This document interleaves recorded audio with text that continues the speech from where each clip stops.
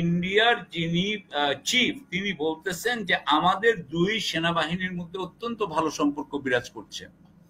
আপনি জানেন যে আমাদের এখানকার জেনারেলরা, যারা জেনারেল শেখ হাসিনা করেছে, তাদের সবাইকে ইন্ডিয়ার, আমরা যতদূর জানি যে ইন্ডিয়ার ক্লিয়ারেন্স ছাড়া তারা পারতো না, তারা কেউ জেনারেল হতে পারতো না। যে উনি কিন্তু এতদিন ধরে যে রোলটা প্লে করছিলেন, সেই রোলটা হচ্ছে যে আওয়ামী লীগকে আবার পুনর্বাসন করা হোক। উনি আগে ওদেরকে প্রোটেক্ট করেছেন, এখন উনি পুনর্বাসিত করতে চাচ্ছেন। সো এটা ভারতের পরিকল্পনা, হাসনাত যেটা বলেছে সেটা ঠিক, এবং এটাই হওয়ার কথা, সেটাই বলতে চাচ্ছি।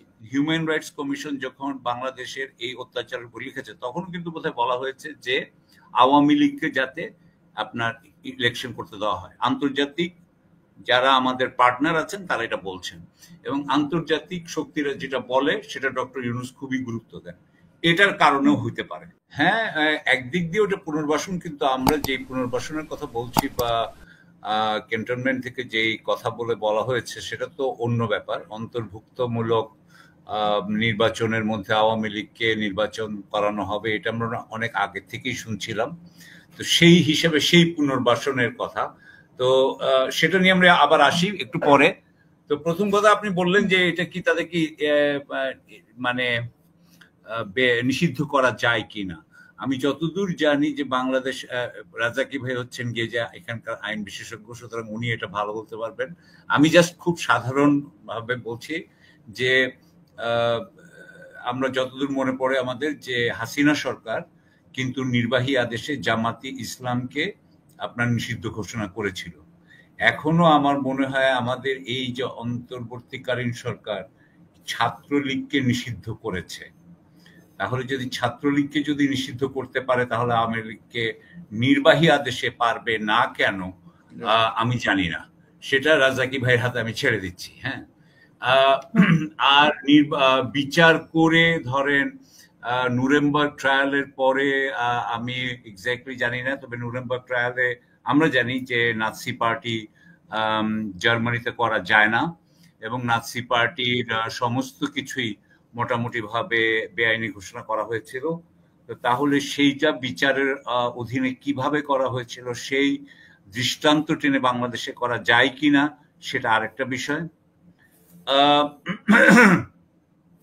এবং একটা আমি এখন ব্যাপারটা হচ্ছে কি যে, এবং আরো একটা ব্যাপার আমি মনে করি, আমার কাছে মনে হয়েছে, এবং আমি কনসিস্টেন্টলি এটা বলে আসতেছি যে যে আওয়ামী লীগ এবং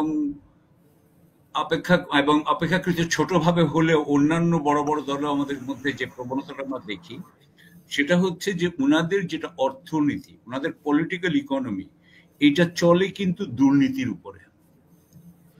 দুর্নীতি করা ছাড়া উনাদের তৃণমূলে, মধ্যম পর্যায়ে এবং জাতীয় পর্যায়ে উনাদের নেতা নেত্রী কর্মীদের কিন্তু জীবিকা নির্বাহ সম্ভব না।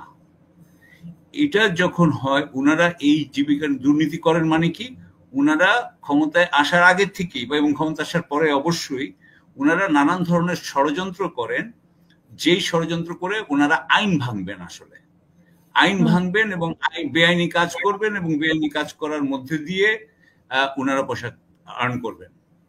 এইটাকে কিন্তু রিকো অ্যাক্ট বলে একটা ইয়ে আছে আমেরিকায়, সেটা অনুযায়ী কিন্তু এটা কিন্তু অর্গানাইজড ক্রাইম। তো উনারা কিন্তু আসলে অর্গানাইজড ক্রাইম করেন। আমার বিষয় হচ্ছে কি যে এগুলো কিন্তু যদি কেউ দেখতে চাইতেন, আমার মনে হয়, এবং রাজাকি ভাই আর এগেইন ভালো বলতে পারবেন, যে কিছু একটা উপায় বের করা যেত।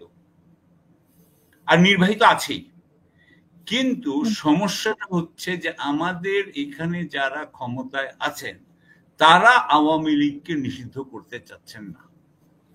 এখন বিষয়টা হচ্ছে কেন চাচ্ছেন না। আমি জাস্ট চিন্তা করছিলাম এখানে বসে বসে, আমার তিনটা কথা মনে পড়লো। একটা হচ্ছে যে আমাদের দেশের প্রচুর মানুষ আওয়ামী লীগকে স্বাধীনতার ইতিহাসে তাদের যে অবদান, বিশেষ করে শেখ মুজিবুর রহমান সাহেবের যে অবদান, সেটাকে তারা বিশালভাবে অবদানটাকে দাম দেয়। এটা তাদের একটা আপনার ইমোশনাল আবেগের একটা জায়গা আছে, বিশেষ করে কিছু সিনিয়র বয়সে যারা বয়োজ্যেষ্ঠ, আর ওই ফ্যামিলিরও হয়তো কিছু কিছু মানুষের মধ্যে এটা থাকতে পারে। দ্বিতীয় হচ্ছে যে আমাদের দেশে কিন্তু একটা কালচার আছে, একটা কালচারাল সাইড আছে। এই কালচারাল সাইডে কিন্তু লালন আছে, এখানে আমাদের হিন্দু সংখ্যালঘু সম্প্রদায় আছে, এখানে আপনি একভাবে বলতে গেলে প্রথম আলো ডেইলি স্টার আছে, এখানে রবীন্দ্রসঙ্গীত আছে। এই অংশটাকে কি আসলে বিএনপি অথবা জামাত কি এটাকে প্রতিনিধিত্ব করতে পারে? আমার মনে হয় না। ফলে এই কালচারাল ভাবেও কিন্তু একটা কনস্টিটিউয়েন্সি আছে যাদেরকে আওয়ামী লীগ এখন পর্যন্ত প্রতিনিধিত্ব করে, কিন্তু অন্য কোনো পার্টি আসলে হয়তো হতে পারে। আর আরেকটা ব্যাপার যে আমাদের যে জিও লোকেশনে ভারত আমাদের উপরে যে বিশাল প্রভাব রাখছে, এটা হচ্ছে ভারতের পার্টি। ধরেন এটাকে ভারতের পার্টি বলতে পারেন আপনি। তো এখন ভারত চাইছে যে ভারতের পার্টিটা এখানে ইলেকশনে থাকবে। আপনাকে একটা উদাহরণ দিই, যেমন ধরেন ইউক্রেন এবং রাশিয়ার যে সম্পর্ক, যে রাশিয়া চায় যে ইউক্রেনে তার রুশ যারা স্বার্থ দেখবে, রুশ আপনার অ্যালাইন্ড হবে, রুশ পক্ষীয় হবে, তাদের এরকম দল থাকবে, এটা চাইবে ঠিক সেরকম ভাবে। এবং তারা চায় যে যাতে আওয়ামী লীগকে আবার ক্ষমতায় আনানো যায়। সো এই জন্য তারা আওয়ামী লীগ নিষিদ্ধ করতে চাইছে না, মানে ভারত চাইছে না।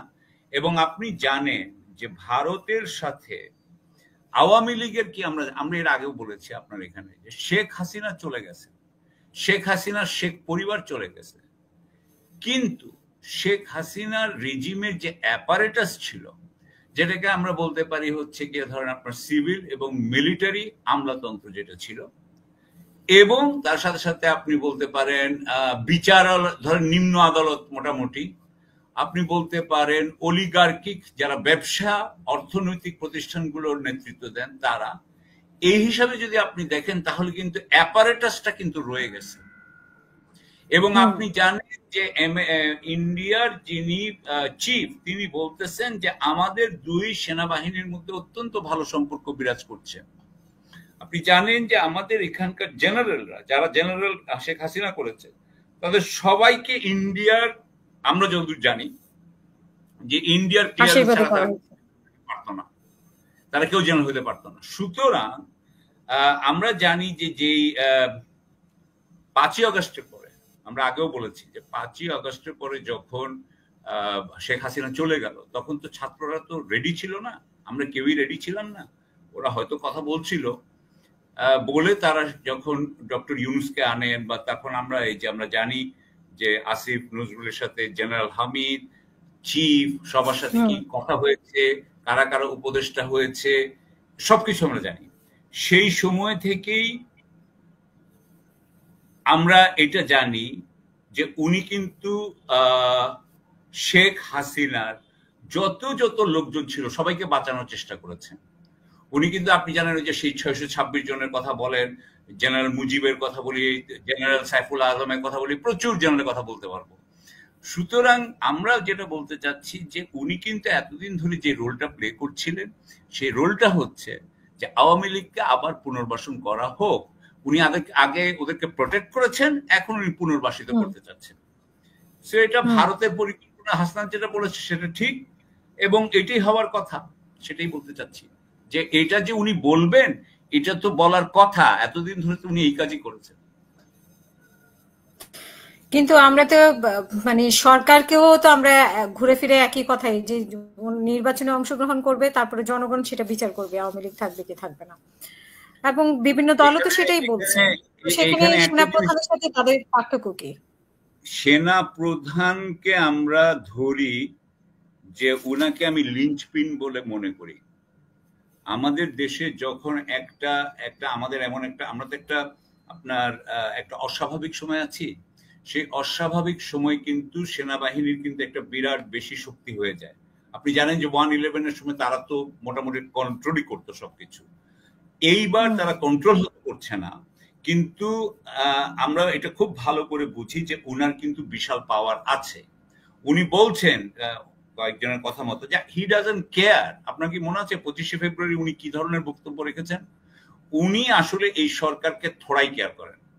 ডক্টর ইউনূসের সরকারকে উনি কেয়ার করেন না। ডক্টর ইউনূসের ভয় আছে বলে আমরা মনে করি, ডক্টর ইউনূস যে কোনো কারণেই হোক, যে উনি উনার প্রতি যতটাই রুষ্ট হোক বা হোক যাই হোক, উনি উনার কথাতে এর মধ্যে বের হয়েছে যে উনি কিন্তু সে জেনারেলের কথা পছন্দ করেন নাই, কিন্তু উনি যা কিছুই করেছেন সেটা ভিতর ভিতরে করেছেন, বাইরে এখন পর্যন্ত আমরা দেখি নাই যে জেনারেলের প্রতি মানে আর্মি সেনাবাহিনী প্রধানের প্রতি কোনো ধরনের কি বলবো আপনাকে অ্যাকশন বা পদক্ষেপ নেওয়া হয়েছে। আর আরেকটা জিনিস আমি বলতে চাই যে আমাদের এই যে সরকারের যে উপদেষ্টা মন্ডলী, সেখানেও আপনি জানেন খুব ভালো করে যে সেখানেও কিন্তু একটা বিরাট এনজিও ইয়ে আছে ঘরানার, একটা আছে বিরাট প্রথম আলোর কলামিস্ট, একটা আছে চিটাগোনিয়ান, এবং তাদের মধ্যে যে আওয়ামী লীগকে আবার পুনর্বাসন করার জন্য যে হবে, এবং ওই যে রিফাইন্ড আওয়ামী লীগ, এটা খুবই স্বাভাবিক কিন্তু, কারণ ওই যে আমরা একটু আগে বলছিলাম প্রথম আলো ডেইলি স্টার গ্রুপ।